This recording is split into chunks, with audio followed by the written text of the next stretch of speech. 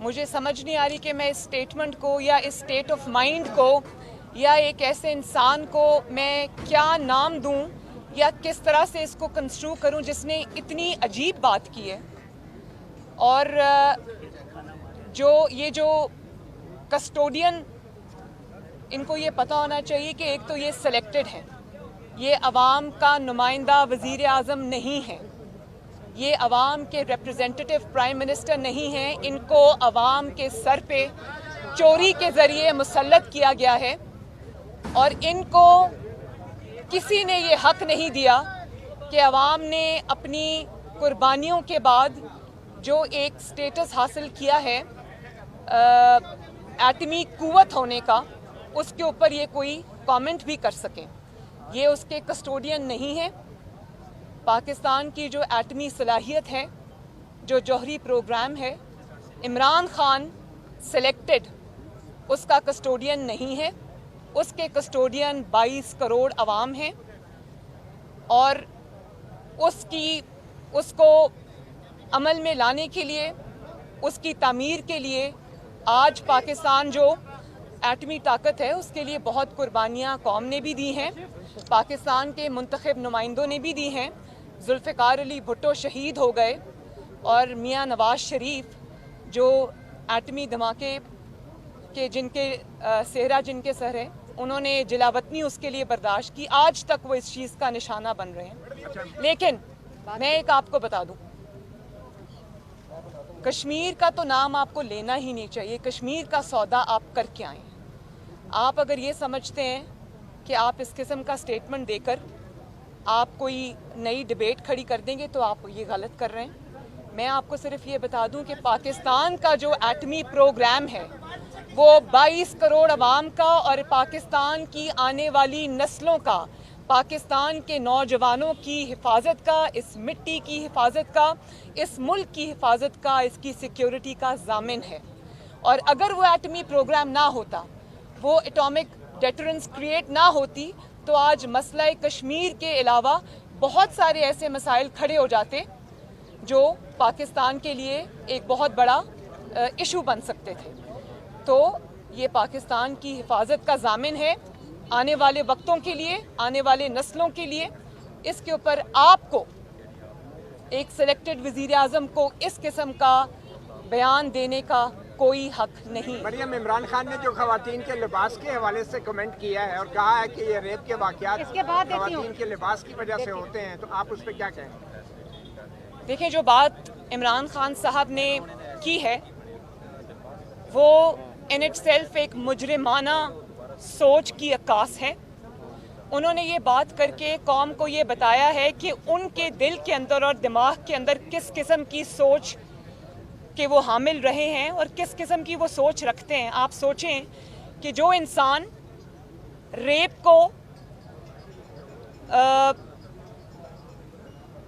Validate करता है या रेप जैसे घिनौने जुर्म को वो मुजरिम को कहता है कि मुजरिम जो है वो जिम्मेदार नहीं है बल्कि मजलूम जिम्मेदार है, तो रेप अपॉलोजिस्ट जो हैं, इनकी जान, इनके जो इस किस्म की सोच है उससे पाकिस्तान को आज़ादी चाहिए। और मैं आपको एक और बात बता दूं, मेरे दिल को इसलिए तकलीफ़ हुई कि जो छोटे बच्चे ज़्यादती का निशाना बनते हैं, जो छोटी बच्चियां जैसे वो ज़ैनब थी, या वो जो मोटरवे पे खातून जिनका रेप हुआ, उनके बच्चों के सामने, क्या वो इसलिए हुआ कि उन्होंने कुछ गलत कपड़े पहने हुए थे? आपको शर्म आनी चाहिए इस किस्म की बात करते हुए कि आप मुजरिम को वैलिडेट कर रहे हैं और मजलूम को उसका इल्ज़ाम दे रहे हैं। इसके लिए भी बहुत ही पस्त सोच की, आई थिंक वो पस्त सोच है जिसकी उन्होंने अक्कासी की है। मैं इस पे भरपूर अपना एहतजाज रिकॉर्ड कराती हूँ। आपके बारे में ये सुना था कि आप ख़वातीन को तनकीद का निशाना बनाते हैं या उनके बारे में गलत ज़बान इस्तेमाल करते हैं। आज आपने जिस तरह से उन रेप विक्टिम्स की तौहीन की है, आप सोचें कि जिनके वालिदैन के छोटी छोटी बच्चियाँ, वो ज़ैनब फॉर एग्ज़ाम्पल, उसका जो रेप हुआ था, कत्ल हुआ था, उसके वालिदैन या और कोई जो विक्टिम्स हैं उनके वालिदैन को आज जितनी तकलीफ़ पहुंची होगी कि बजाय इसको कि उनको इंसाफ मिलता, उनके बच्चों को या उन ख़वातीन की फैमिलीज़ को आज ये शर्म आ रही होगी और तकलीफ़ हो रही होगी कि उन्हीं को, विक्टिम्स को आपने जो है वो ज़िम्मेदार करार दे दिया। ये बहुत बुरी सोच है और इसका खात्मा पाकिस्तान में ज़रूरी है।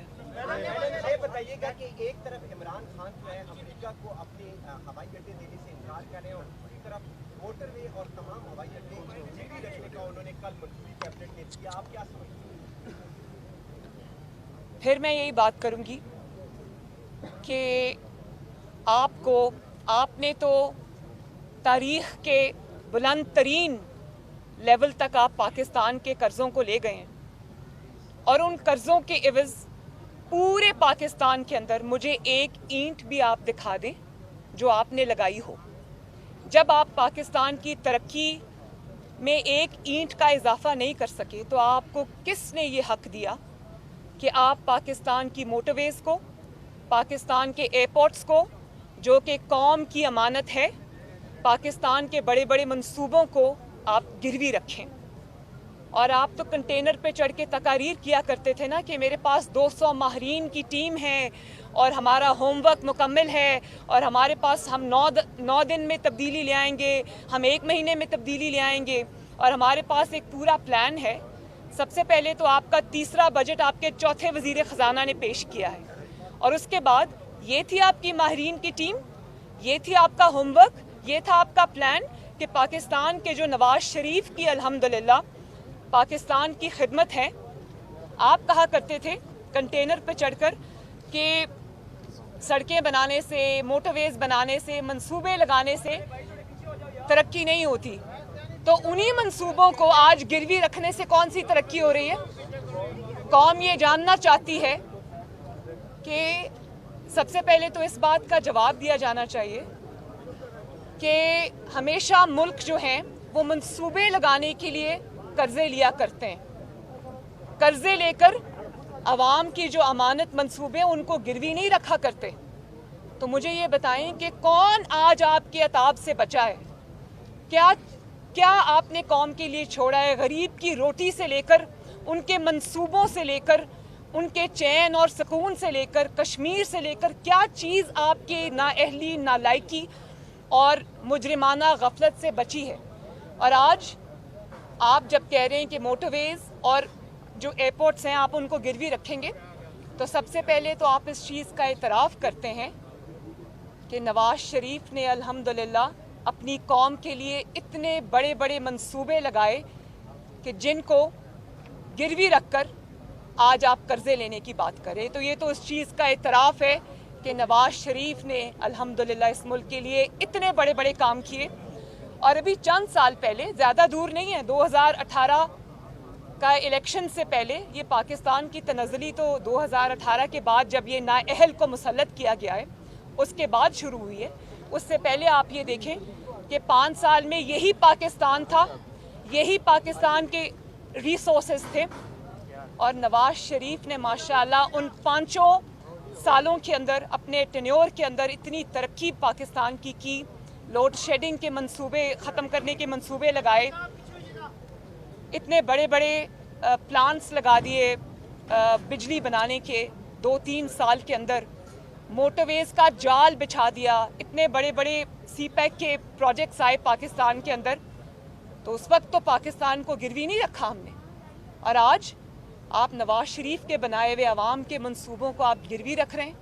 पहले तो कौम को वो हिसाब चाहिए कि जो आपने कर्ज़ों के बोझ के नीचे, तारीख़ी कर्ज़ों के बोझ के लिए नीचे कौम को दबा दिया है, पहले तो उसका हिसाब दें कि वो कर्ज़े आपने खर्च कहाँ किए हैं। और ये कर्ज़े जो आप ले रहे हैं ये माफियाज और कार्टल्स को नवाजने के लिए, आपको पता है ना, शुगर माफिया, आटा माफिया, दवाई माफिया, LNG माफिया, और ये जो रिंग रोड के आपके सामने स्कैंडल आया है कि अपने ही लोगों को, अपने ही वज़रा को नवाजा है। उन्होंने 1400 कनाल वहाँ पर ज़मीन बेची है, ख़रीदी है और उसको उन्होंने उसका फ़ायदा उठाया है।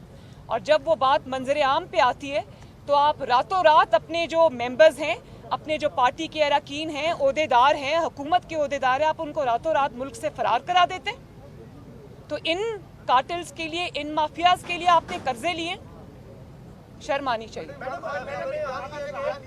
एक एक करके 4 बैंकों ने जो कर्जे हैं बास शख्सियात के वो माफ कर दिए और वो अरबों रुपए में बसे हैं, तो इसमें मुस्लिम लीग का क्या मौक़िफ़ है, तहकीकात होनी चाहिए? सॉरी, आप ज़रा फिर बताइए। 4 ऐसे बैंकों ने जो बास शख्सियात के जो कर्जे हैं जो अरबों रुपए में बनते थे उनको माफ कर दिया है मौजूदा दौरे हुकूमत में, तो क्या मुस्लिम लीग का तहकीकात? मैंने अभी आपको यही बात की कि जो उनको हुकूमत को चलाने में, हुकूमत को, ये मरी हुई हुकूमत को जो वफात पा चुकी हुई है बहुत साल पहले, उसको ज़िंदा रखने के लिए, उसको चलाने के लिए उनको जिन जिन कंधों की ज़रूरत है, जिन जिन लोगों की ज़रूरत है, उनको बचाने के लिए वो पूरे पाकिस्तान को दाव पे भी लगा सकते हैं, उसके असासे गिरवी भी रख सकते हैं, लेकिन उनको चाहे वो पिज़्ज़ा बनाता हो या वो रिंग रोड का कोई हो, उसको, या वो कोई आटा या चीनी माफिया का, उसको NRO देने के लिए उसके घर पहुंच जाते हैं सिर्फ इसलिए कि इनकी गिरती हुई हुकूमत बरकरार रहे। लेकिन पाकिस्तान अब अफोर्ड नहीं कर सकता कि पाकिस्तान के लोग रोटी से लेकर, गैस से लेकर, बिजली से लेकर, पेट्रोल से लेकर, और अब वो इस किस्म की चीज़ों को फेस कर रहे हैं। तो ये हुकूमत, अल्लाह ताला इसकी जान जल्दी पाकिस्तान से छुड़ा दे ताकि लोग सुकून का सांस लें।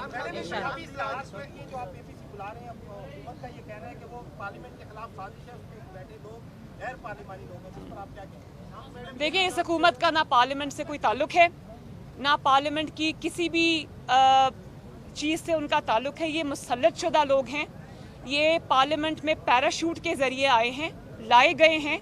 इसलिए मैं इनको पार्लियामेंट की किसी भी चीज़ में या मुंतखब हुकूमत नहीं समझती, या इनको डेमोक्रेसी में हिस्सेदार नहीं समझती, या ये पार्लियामेंट में स्टेक होल्डर्स नहीं हैं। इनके स्टेक्स कहीं और जुड़े हुए हैं। इनको पार्लियामेंट के बारे में बात करने का कोई हक नहीं, क्योंकि ये अवामी नुमाइंदे नहीं हैं, बल्कि अवाम का वोट चोरी करके अवाम के सिरों पे मुसल्लत है, जिनकी वजह से आज अवाम जो है वो पिस गई।